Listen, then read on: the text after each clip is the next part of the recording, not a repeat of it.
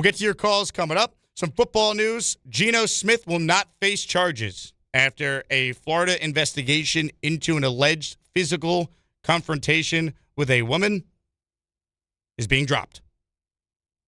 So Geno Smith is off the hook. Now, he's been stopped twice this offseason, once for having the wrong tags on his vehicle and once for speeding, going 75 and a 45, and driving without his license in each of those instances. That stuff's got to get cleaned up. I'd recommend Geno Smith hires a driver when he gets back to New Jersey to get ready for training camp in about a week and a half. But that was the only, Geno-related controversy, if you want to call the traffic stops controversial, that was actually relevant in terms of his availability for the season, his availability for training camp, right? If he was charged with something, what would that mean legal-wise for a possible NFL suspension? Would it be this year? Doesn't sound like it, but still, the Jets don't need any of that. They got enough scrutiny coming their way with their head coach on the hot seat. So the Jets actually got some good news yesterday with the charges against Geno being dropped. Well, there weren't any charges. So the investigation's closed and we can move forward. The bottom line with Geno Smith is this. He is playing for his starting career in the league. Not just with the Jets. He's playing for his starting career in the NFL. He was mostly a backup in his career. Started at the beginning with the Jets, then went down the long and windy road of being a backup quarterback. Finally gets his chance in Seattle. He goes out there and over the course of 3 years plays well, earns a nice contract, gets traded to the Raiders, and last year quarterbacked a team that was the worst in football. Not all his fault, but he's thrown 32 interceptions the last 2 years. That leads the league. Geno Smith, if he's not on the Jets next year because he's just a bridge and the Jets are just going to draft someone in all likelihood, that's fine. But if he plays well or plays decent, there's still an opportunity for him to start somewhere. If he stinks it up, that'd be 2 straight years of being awful, and now he's in the Russell Wilson stage of his career at that point, where Russell Wilson went from the guy to on a different team to failing there to then, well, now he's out of the league. He's retiring. Like, that's how quick it could go. Geno Smith turns 36 in October. He needs to go out there and play competently. Last year, the Raiders were an absolute mess. Threw 17 interceptions, only had 19 touchdowns. He was 2-13 in the games he started. This is a guy that when he was in Seattle, he had a 3-year run as their starter, and then last year with the Raiders, it could be over just like that. So he's got to get his you-know-what together now, be totally locked in, totally focused, and go out there and take advantage of what I think is actually a decent offensive roster for the Jets. I know Ty and Bart Scott have been debating Geno and Dart all week, and Tom Bauer and Harvey Cruz are sick of hearing about it. But I'll say this for Bart's take on the Jets' offense being really good this year. They have the personnel in theory. It's some projection, but they have a good offensive line. That's not a projection. You expect the young guys like Olu Fashanu at left tackle and Armand Membo at right tackle to get better. You expect that to be the case.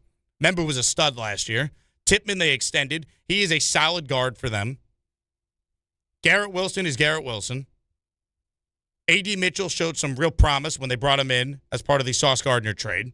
They drafted Omar Cooper. They drafted tight end Kenyon Sadiq. So you have 2 first-round players that you're adding to your tight end and wide receiver room. Plus, Mason Taylor was a second-round pick at the tight end spot, and he's going into his second year. He showed some promise as a rookie. They have players. Breece Hall is obviously a good running back. They paid him.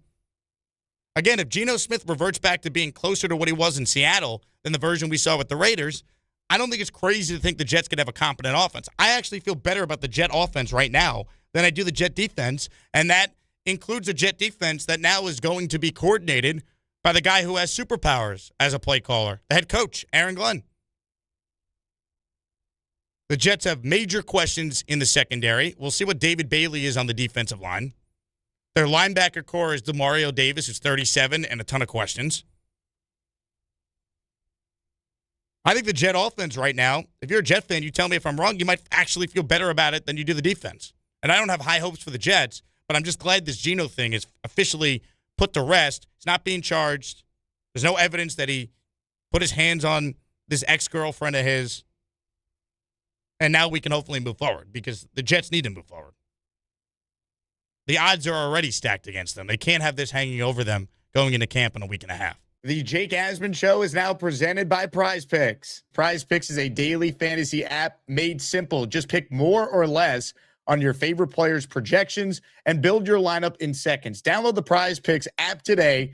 Use code HMA to get $50 in lineups after you play your first $5 lineup. And PrizePicks is already offering NFL futures, including futures for New York Jets players. Take a look at the lineup that you see on the screen. Garrett Wilson, more than 4.5 reception touchdowns. David Bailey, he's going to have at least 7 sacks his rookie year. Arvell Reese, almost a Jet. I think he'll have at least 3 sacks in his rookie year with the Giants. That is a 3-pick power play, $10 to pay out $60. That is just an example of some of the lineups you can make over at PrizePicks. Make your own lineups today for any sport. Just download the PrizePicks app, use the code HMA, and get $50 in lineups after you play your first $5 lineup. 800-919-3776. Jake Asman in for Michael K. No Michael K. Our guy, Big Nick Totoro, is going to be joining us coming up in just a little bit. Let's squeeze in another call before we get Nick on, and we'll hit your calls on the other side as well. David in Elizabeth. David, you tried calling in earlier. We couldn't hear you. I hope you're there this time. Of course I'm here this time. I apologize about that, man. I had to switch over real quick. But yeah, I'm here, Jake. So let's switch gears. Thank God. I can't talk baseball because my Mets stink. So yeah, let's switch gears real quick. Let's talk about our favorite team, the New York Jets. Okay, not for nothing, I get a lot of my content and information from you, Richie, and the rest of the guys. But what's on my mind, and I brought up to Bart earlier, is what if Glenn accidentally wins too many games? I want Muji and the staff to evaluate him and his performance as a whole, because I don't want to be stuck with him, because not for nothing, I'm excited if we could get our hands on Kevin O'Connell as our next head coach, and I'd really love that, man, because, everything's in motion, everything's getting lined up lovely. The only question mark for me is Peanut Chew himself, Aaron Glenn. It's not that I just want him out, but it's I just want competence. I want my team to compete like my Knicks. I want the Mets to do well as well, but right now, it's about to be football season. Training camp tickets came out today. They were sold out immediately. I don't know why, but hopefully I get the next round. But my whole thing is that, I just want confidence with my football team, man. I'm traveling this year, going to different games. I go to plenty of games, as you know. But, I don't want to do all this just to go, and I'm watching L's and L's and L's. It hurts. I mean, you're there with me. It hurts. I get it, David, but you said, what if Aaron Glenn wins too many games? How many games is he winning? What is too many games to win? And a respectable number in our fan base would probably be anything between 8 and above. I don't see him going past 8, but if he wins 8 games, that's something to scratch your head to be like, whoa, we might have to keep this guy because he knows what he's doing now. But isn't that a good problem to have? Isn't that a good thing if he goes out there and he takes a team that people don't think is going to be very good and he shows dramatic improvement and they win 8 games, and then you have an 8-win team that you're adding $100 million in cap space and 3 first-round picks to? This doesn't sound like a problem to me. I agree, but I'm saying, what if he accidentally wins too many and he's still not the guy? And you don't want to, have him developing a brand new quarterback, and in reality, doesn't kind of know what he's doing. Again, how does that happen? They win too many games and he still doesn't know what he's doing. He's calling the defense.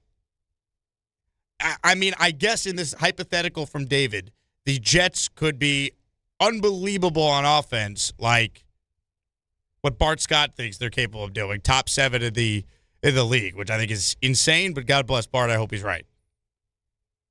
And then Glenn taking over the defense could still be terrible. So they win 8 or 9 games, and it's all because of Geno Smith giving you a Vinny Testaverde in 98 type of season. Omar Cooper Jr. is Wayne Corbett, Garrett Wilson is Keyshawn, Brees is Curtis Martin, and you have the 98 Jets offense reincarnated. I guess that could happen. But if the Jets win 8 or 9 games, Aaron Glenn should be back. And maybe Geno is back as the bridge, and you could still draft a quarterback with one of your 3 first-round picks. They don't need to be picking number 1 overall to get their quarterback. I know this year it was just Mendoza, and then that was it. That won't be the case next year. It's rare that happens where it's truly a 1 QB draft. I think we'll have multiple quarterbacks available. The Jets are armed with the ammunition to move up if they have to. And by the way, what if the Colts are just terrible? Have you seen their schedule? Do you trust Daniel Jones coming off an Achilles injury? Is the Colts roster that great? Go look at it. Their big free agent signing was Michael Clemens. So what if the Colts stink?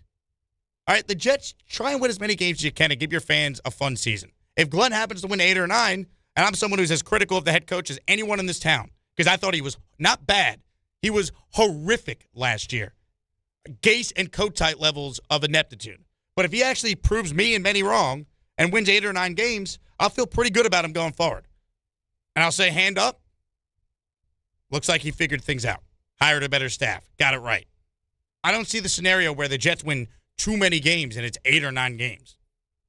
You know, if they win 5 or 6, yeah, you could lament the fact you'd rather them just be a 3-win team and get the number 1 pick. I get that, but in the scenario that David just laid out there, that doesn't sound like a problem to me. You're an 8-win team with $100 million in cap space and 3 first-round picks to now further supplement your roster. Sounds like a good problem to me.